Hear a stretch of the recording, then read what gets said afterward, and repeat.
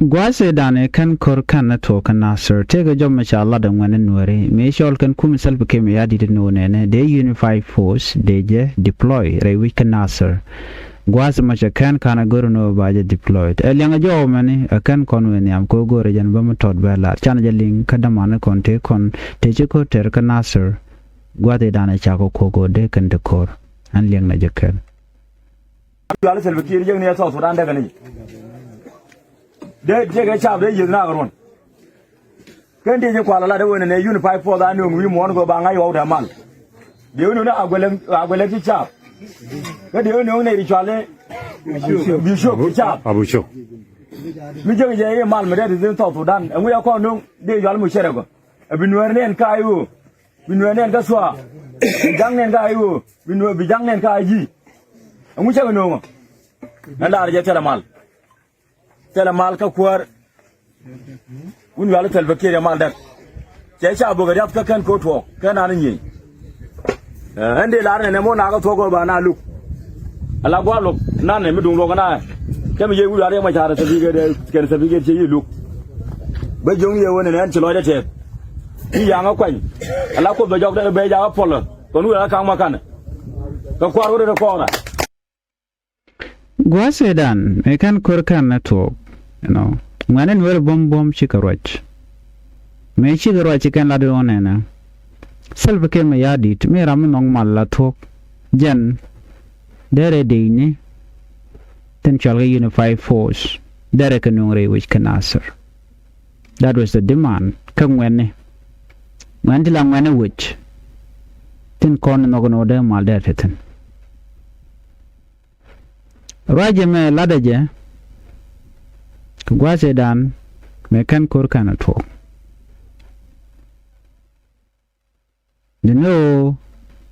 la self ke me yadit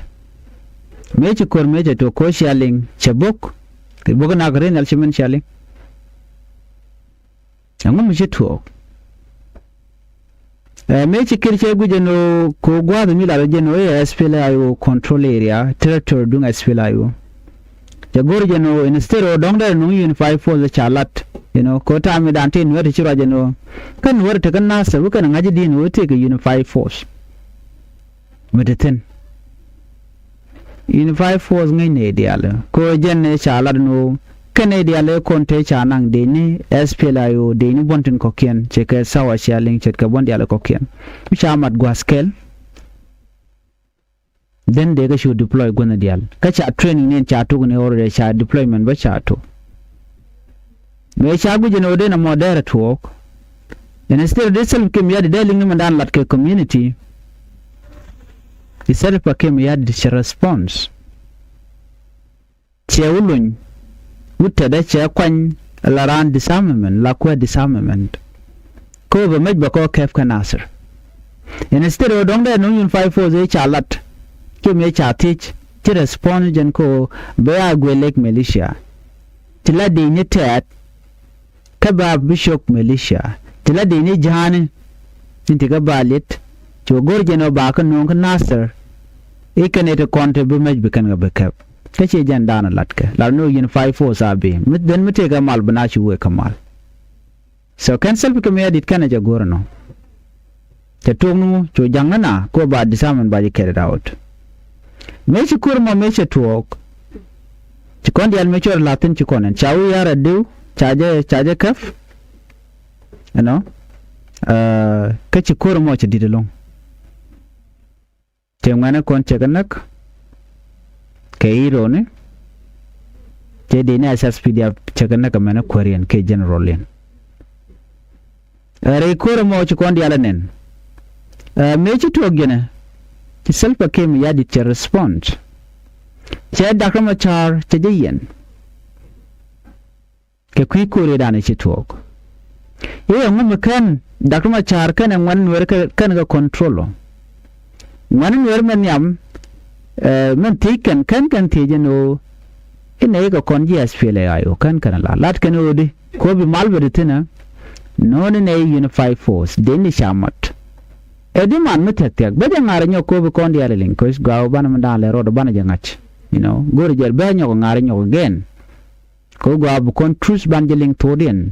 nun ci kon chan je nyok ling nyok men je ling nyok again bu kon ku le nyok weten ka do bu dan dong de kon linga ja ye wu la selbe kir jeng ne so so dan daga ni de ga chab de yina garon shalen gwa de me wude shale selbe kir me ya dit mal daga ni je te ka chab de yes ka na karon ngane nuerin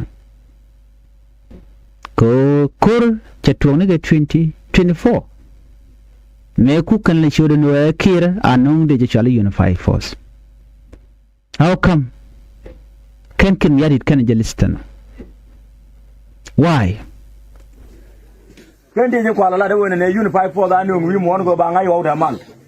de no na agwele ki chap ka de no ne ri chale bishop chap abucho so shalen gwasame medan me shi kana la no ba unified force ba jeno e tin me chalat kanasir ngane no warte bombom anun ke unified force in the state came yadi to no bishop kana agwele militia why adag mal kan already ne de kan integrated kan kamat kadi ne assess pdf ko wa kan no again the question dini jana mane mi je mal me de zin to dan en ya ko no de yal mu shere go bi Nuer nen ka ayu bi Nuer nen ka swa jang nen ka ayu bi jang nen ka ayi nana mo angusha konong de mishal musharek de mishamat de mishalium de shal ke unified force bijang nen ka spele ayu bijang nen ka spele aiji bijang nen ka bondi ala ko ken Nuer kan ka reja gono de jang de gate ala ne timote tide te rai wi kan nasir kana look but gur kan de midak mi mishina de mamana ko de te nasir chale SSPDF ma strictly wangden kane dilane kirme yadi teram trade jen ku ka diman ku kan lat kije so mo gn warga ne logo ne jangala to ke logo ne ku mi jane dio chikan de larno ngu mishane non unified force ke jema me to wang ne ndi alte tin ga jang de tin kan wore ti chamat kel why that was amugwa diman mugwa me de accept the self ke mi yadit but can self ke mi yadit ken gor hibana me be jala let ke ko tension self ke mi yadit ko gor ko destroy no go de ala content tj spela yoten ajin wer tan ci chung kel ke spela yo as long ati territory namo ba ji dil joja ker mi yadit ba dil drug ko kor mi sidde ter amu cha no na la arje tela mal ka kwar un wala tel bakere mal dak ke cha bo ga ka kan ko to kana nan yi nan nama alang wani shaka book kamach chaka book ke helicopter ka kan kor kana to imagine that nakulo ina la wanga long ka kuma self ke mi yadit ma mi ramu ling den mi lat ka mi bilat gwasama torgile charwajelong ajala lat kan oran butok bilat achang biliu ka tok do biliu ka ja roja me lat ka je kan kor kana to ka cha kor cha je wech ramadan self ke mi yadit kennedy ni ka cause agent tension den teten ko gor kan dor mu dop kan ni dak reng machar that's it tell me mi kujime ande lar ne mo na ka to go ba na lu ala gwa lu na ne mi dung lo kana ke mi ye wu ya machar se bi ge ken se bi ge che yi lu ba jong ye wona ne chlo de che yi ya nga kwan ala ko be jog de be ja polo ko nu la kan makan ka kwaro de ko na.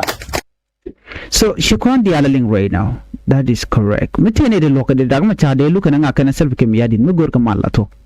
De la dagma char kana self ke miyadit. But kiri she generated tension teten. Kiri blame gor jeno bela to winga wi dagma char like he did already right now. Gore ma cha ta mitere te jen. Loka je kamilet self ke miyadit de jen kana neka. So ajana na gode nywa konkel. Kir is not ready ka kwimala kir chepeng mudini jan shana kanware ka gorko bere men ka power kana nwer ka de kono te kel ka ja please lord ni and report me aje ka ne ko ken bi ka lianga mandan lat ka gwasma ki me choda lat an biata mal bye